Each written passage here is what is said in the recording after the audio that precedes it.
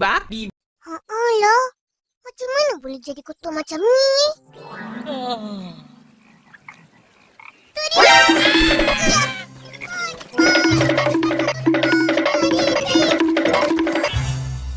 Kenapa ni?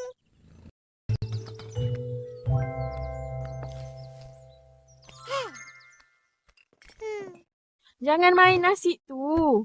Makan. Kat sekolah kena marah. Kat rumah pun kena marah. Ha? Siapa marah cucu Opah? Cakap. Itu besar apa? Dia garang. Terus, kita orang kena denda. Mesti kau berdua ada buat salah kan? Ha-ha. Apa yang cucu Opah dah buat? Tak buat apa-apa pun, Opah. Dia tengok je cakap kita orang. Lepas tu, bila dia tengok je kuku, Ish, kotornya.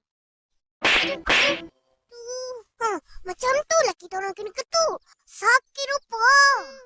Memang patut pun. Pergi basuh tangan sampai bersih. Lepas tu, basuh kasut.